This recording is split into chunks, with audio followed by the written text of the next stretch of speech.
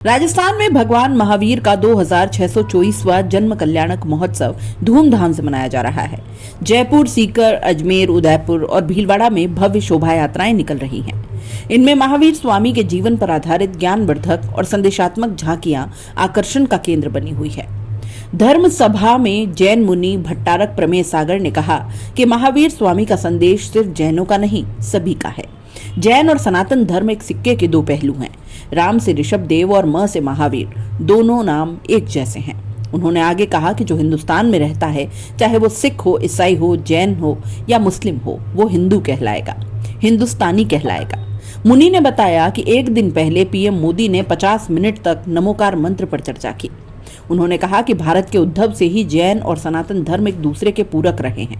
राजस्थान के 5 शहरों में भव्य शोभा यात्राएं भी निकली, जिसमें जयपुर में 108 स्वागत द्वारों से मार्ग सजाया गया। मनिहारों का रास्ता स्थित महावीर पार्क से सुबह 7 बजे भव्य शोभा यात्रा निकली। मार्ग में 108 स्वागत द्वार सजाए गए, जो आकर्षण का केंद्र रहे। भीलवाड़ा में भी प्रभात फेरी और अभिषेक हुआ। सकल श्वेतांबर जैन समाज की ओर से सुबह प्रभात फेरी निकाली गई। जैन श्वेतांबर चिंतामणि पारसनाथ मंदिर में भगवान महावीर का विशेष अभिषेक किया गया। अजमेर में 3 किलोमीटर लंबी शोभा यात्रा निकली। जैन समाज की ओर से इस शोभा यात्रा में 40 भव्य झांकियां शामिल रही। वहीं सीकर में 2 बैंड की धुन पर यह यात्रा निकाली गई। पंजाब बैंड ने इसमें प्रस्तुति दी। जाट बाजार में जैन स्कूल के बच्चों के बैंड ने भी अपनी प्रस्तुति से समा बांधा। उदयपुर में श्वेत वस्त्रों में श्रद्धालु नजर आए। श्वेत वस्त्रों में पुरुष और चुनरी ओढ़े महिलाओं ने शोभा यात्रा में भाग लिया। भगवान के स्तवन और जयकारों के बीच जगह जगह श्रद्धालुओं को स्वागत किया गया। जैन मुनि ने सनातन धर्म और जैन धर्म को एक सिक्के के 2 पहलू बताया। उन्होंने कहा कि राम और भगवान महावीर एक दूसरे के बिना अधूरे हैं।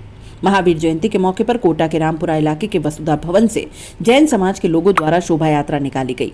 सवाई माधोपुर के पुराने शहर में महावीर जयंती के अवसर पर शोभा यात्रा निकाली गई।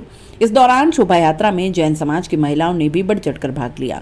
शोभा यात्रा के दौरान महिलाएं पीली साड़ियां पहने हुई नजर आईं। वहीं इस दौरान पुरुष सफेद कुर्ते पजामा पहने हुए दिखाई दिए। शोभा यात्रा के दौरान जैन समुदाय के लोग नाचते गाते और भगवान महावीर के जयकारे लगाते हुए चल रहे थे। महावीर जयंती के अवसर पर जैन समुदाय के लोगों ने अपने व्यावसायिक प्रतिष्ठान बंद रखे। इस दौरान शोभा यात्रा का विभिन्न सामाजिक और राजनीतिक संगठनों की ओर से पुष्प वर्षा कर स्वागत किया गया। पंजाब के राज्यपाल गुलाब चंद कटारिया भी शोभा यात्रा में शामिल हुए। उन्होंने जैन धर्म के सत्य और अहिंसा के मार्ग पर चलने की सीख को दोहराया। अजमेर में भी 40 झांकियों के साथ 3 किलोमीटर लंबी शोभा यात्रा निकली। इसकी शुरुआत केसरगंज स्थित दिगंबर जायसवाल जैन मंदिर से हुई, जो विभिन्न मार्गों से होती हुई निकली। शोभा यात्रा में स्वर्ण रथ समेत कुल 13 रथ आकर्षण का केंद्र रहे। यात्रा में 40 से ज्यादा झांकियां शामिल की गई। हर झांकी में जैन दर्शन झलका। इनमें 24 तीर्थंकरों का तप और उनके संदेशों में सद्भाव, त्याग, अहिंसा के संदेश दिए गए। हर झांकी के साथ महिलाओं को ही तख्तियों पर संदेश प्रदर्शित करने की जिम्मेदारी दी गई। पहली बार शोभा यात्रा में एक साथ 41 साधु साध्वियां शामिल हुए। महिलाएं केसरिया परिधान और पुरुष सफेद वस्त्र पहनकर शामिल हुए। शोभा यात्रा में घोड़े, बैंड और ढोल शामिल रहे। शोभा यात्रा का जगह जगह पर स्वागत हुआ। उदयपुर में भी टाउन हॉल स्थित नगर निगम प्रांगण से सुबह शोभा यात्रा की शुरुआत हुई। यात्रा में भगवान के जयकारे लगाए गए। जियो और जीने दो, त्रिशला नंदन वीर की जय बोलो, महावीर की के जय घोष से उदयपुर गुंजायमान रहा।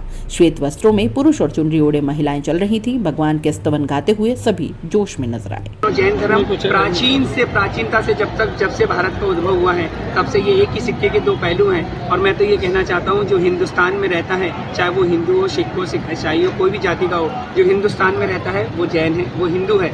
और हिंदुस्तान में रहने वाला हिंदू कहलाएगा, चाहे वो जैन हो, कोई भी संप्रदाय का हो, मुसलमान भी हो, ईसाई भी हो, वो हिंदू कहलाएगा। मैं सोचता हूँ अनेकांतवाद का पालन करें तो विश्व में तनाव खत्म ही हो जाएगा।